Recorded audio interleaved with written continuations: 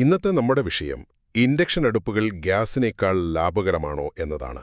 നിങ്ങൾക്കറിയാമല്ലോ, പശ്ചിമേഷ്യയിലെ പ്രശ്നങ്ങൾ കാരണം LPG ക്ഷാമം രൂക്ഷമായതോടെ കേരളത്തിലെ 40% ഹോട്ടലുകളാണ് പൂട്ടിയത്. അപ്പോൾ പിന്നെ നമ്മുടെ സ്വന്തം അടുക്കളകളിലും ചില മാറ്റങ്ങൾ വരുത്തേണ്ടത് എന്തുകൊണ്ട് അത്യാവശ്യമാണെന്ന് നമുക്കൊന്ന് നോക്കാം. ഒന്നാമതായി, ഈ ഗ്യാസ് ക്ഷാമത്തിനുള്ള ഏറ്റവും മികച്ച ബദൽ ഇൻഡക്ഷൻ അടുപ്പുകൾ തന്നെയാണ്. ഇതിലെ ഇലക്ട്രോമാഗ്നറ്റിക് സാങ്കേതികവിദ്യ പാത്രത്തിന്റെ അടിഭാഗത്തേക്ക് നേരിട്ട് താപം നൽകുന്നതുകൊണ്ട് ചൂടൊട്ടും പാഴായി പോകുന്നില്ല.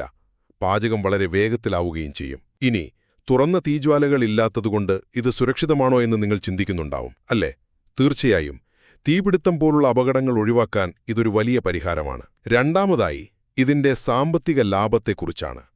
തുടക്കത്തിൽ ഇൻഡക്ഷൻ സ്റ്റൗ വാങ്ങാൻ അല്പം ചിലവാകുമെങ്കിലും ഇന്നത്തെ LPG വിലയും ക്ഷാമവും വെച്ച് നോക്കുമ്പോൾ ദീർഘകാല അടിസ്ഥാനത്തിൽ ഇത് സാധാരണക്കാർക്ക് വളരെ ലാഭകരമാണ്.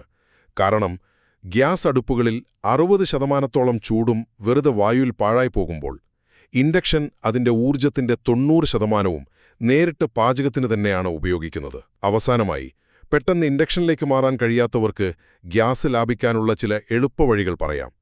എപ്പോഴും പ്രഷർ കുക്കറുകൾ ഉപയോഗിക്കാൻ ശ്രദ്ധിക്കുക. ഇത് പാചകസമയം 30 മുതൽ 70% വരെ കുറയ്ക്കും. അതുപോലെ തന്നെ ധാന്യങ്ങൾ മുൻകൂട്ടി കുതിർത്തുവെക്കുന്നതും എപ്പോഴും പാത്രങ്ങൾ അടച്ചുവെച്ച് പാചകം ചെയ്യുന്നതും നിങ്ങളുടെ ഇന്ധനച്ചെലവ് ഗണ്യമായി കുറയ്ക്കാൻ സഹായിക്കും. ഈ ഗ്യാസ് ക്ഷാമം ശരിക്കും നമുക്കൊരു ഓർമ്മപ്പെടുത്തലാണ്. പാചകം കൂടുതൽ സ്മാർട്ടാക്കാനും ഊർജ്ജം ലാഭിക്കുന്ന പുതിയ ശീലങ്ങളിലേക്ക് മാറാനും സമയമായിരിക്കുന്നു.